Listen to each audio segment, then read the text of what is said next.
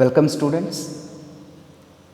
As you know that we had discussed about atmospheric pressure and pressure exerted by liquid in our last class. So today we will discuss about some factors affecting atmospheric pressure. Understand? So what are the factors that affect atmospheric pressure? First one is altitude, temperature and humidity. Got it? ये तीन factors हैं बेटा जो atmospheric pressure को affect करते हैं. कैसे करते हैं? Let's see. First one is altitude. Atmospheric pressure is maximum at sea level. बेटा जो एटमॉस्फेरिक प्रेशर होता है ये सी लेवल पे मैक्सिमम होता है. And as we go to higher altitudes, जैसे जैसे हम हायर एल्टीट्यूड्स पे जाएंगे इट डिक्रीजेस. तो भाई डिक्रीज क्यों करता है ये? Due to reduction in thickness of air. जो एयर की लेयर है भाई उसकी थिकनेस वो कम होने लगती है. एयर थिन होने लगती है, पतली होने लगती है. That's why higher the altitude lower atmospheric pressure. Okay, ये क्लियर रहेगा कि एल्टीट्यूड जितना हाई होगा बेटा प्रेशर, एटमॉस्फेरिक प्रेशर उतना ही लो होगा. Got it? Second thing, temperature. Atmospheric pressure decreases with increase in temperature. ये लो भाई, यहाँ पे भी क्या हो रहा है? एटमॉस्फेरिक प्रेशर क्या करेगा? It decreases with increase in temperature. जैसे जैसे हम टेम्परेचर बढ़ाते जाएंगे टेम्परेचर इंक्रीज होता जाएगा, एटमॉस्फेरिक प्रेशर डिक्रीज होता जाएगा. क्यों होगा भाई? Because you all know that air expands on heating. कि एयर जो होती है बेटा ये हीट करने पे एक्सपैंड करती है. और कोई भी चीज़ जब एक्सपैंड करेगी तो वो क्या होगी? उसके अंदर जो डेंस चीज़ें हैं, मीन्स हम कह सकते हैं कि उसकी डेंसिटी जो है वो कम होने लगेगी. Clear? And another thing is humidity. So you all know that humid air is lighter than dry air. जो ह्यूमिड एयर होती है बेटा वो ड्राई एयर से लाइटर होती है, हल्की होती है.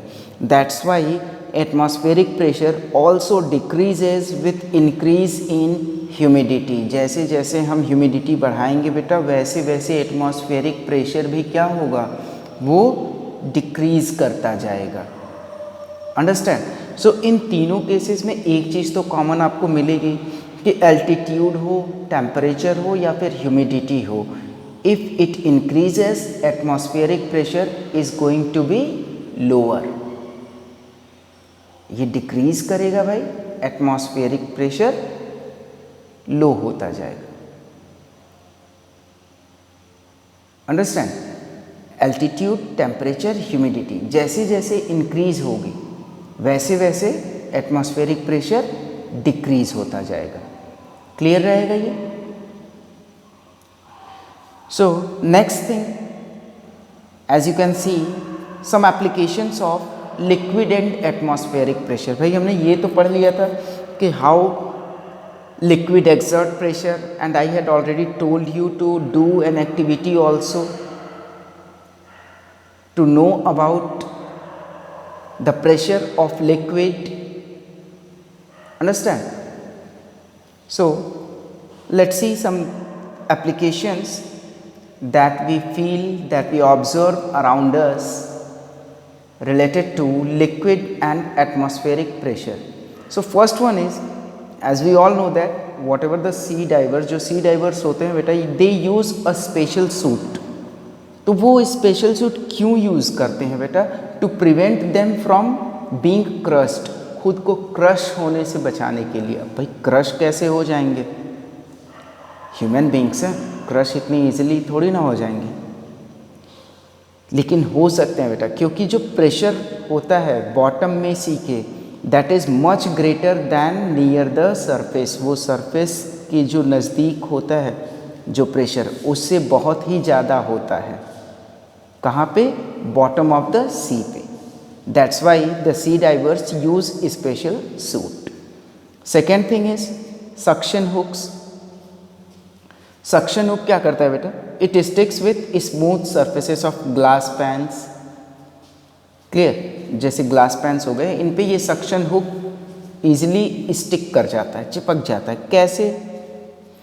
When it is being formally pressed against it, जब ये फॉर्मली प्रेस किया जाएगा तो ये क्या करता है? It expels the air between hook and surface. ये हुक और सरफेस के बीच की जो एयर होगी बेटा उसे ये एक्सपेल कर देता है। एक्सपेल करेगा मीन्स एयर प्रेशर जो हुक और सरफेस के बीच में है दैट रिड्यूसेस।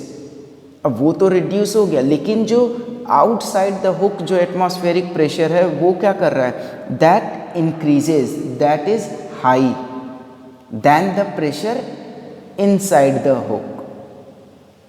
तो एयर प्रेशर जो बाहर है, एटमॉस्फेरिक प्रेशर, वो क्या है? वो ज़्यादा है, हाई है, और इसी वजह से जो सक्शन हुक होता है वो स्टिक कर जाता है। Understand? Next thing is drinking straw. सभी लोग एंजॉय करते हैं ड्रिंकिंग स्ट्रॉ का भाई, कोल्ड ड्रिंक्स के लिए, सॉफ्ट ड्रिंक्स के लिए। सो होता क्या है इसमें? जैसे ही हम सक करते हैं स्ट्रॉ में तो जो एयर प्रेशर है स्ट्रॉ का वो रिड्यूस हो जाता है स्ट्रॉ के अंदर का, लेकिन जो बाहर का प्रेशर है, बाहर का जो एटमॉस्फेरिक प्रेशर है that is high, and what ever the pressure on the surface of the drink that force the drink to go up the straw to our mouth। और वही प्रेशर जो होता है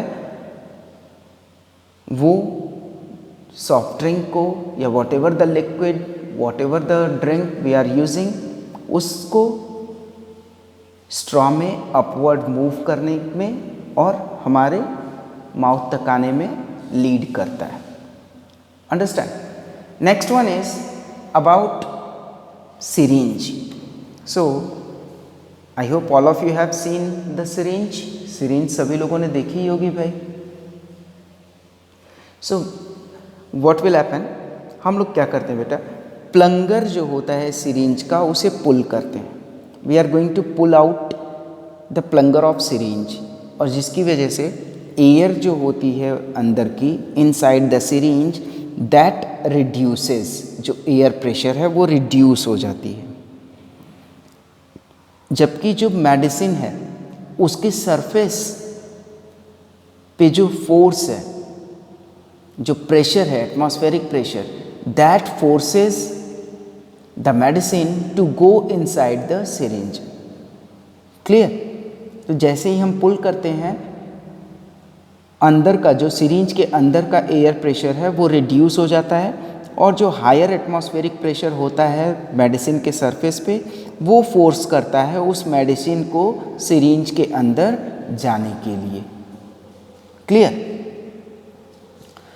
now the last thing is pressure inside an aeroplane is maintained at the normal ground level atmospheric pressure। भाई जो aeroplane के अंदर का प्रेशर होता है उसको मेंटेन किया जाता है ग्राउंड लेवल एटमॉस्फेरिक प्रेशर पे। क्यों ऐसा होता है? क्योंकि भाई हम लोगों ने अभी तो पढ़ा था कि हायर एल्टीट्यूड पे प्रेशर जो है वो लो हो जाएगा, and when the pressure is going to low it can cause nose bleeding। Means हम ये कह सकते हैं बेटा कि हमारी जो ब्लड वेजल्स हैं दैट कैन बर्स्ट, वो बर्स्ट हो सकती हैं, फट सकती हैं नसें। Understand? And this is also with we can say that mountaineers they use to carry oxygens with them. वो ऑक्सीजन टैंक्स अपने साथ कैरी करते हैं। क्यों कैरी करते हैं? बिकॉज जैसे जैसे हम एल्टीट्यूड हमारा बढ़ता जाता है वैसे वैसे हमें एयर जो होती है वो हमें कम मिलती है, ऑक्सीजन कम मिलती है, and that can lead to bursting of our blood vessels. Understand? So this is all about today's class, and this is last topic of your book of your chapter number 11, force and pressure. So this is all for today's class, and we will meet again with some new topic, with some new lessons in our next class. So thank you and have a nice time.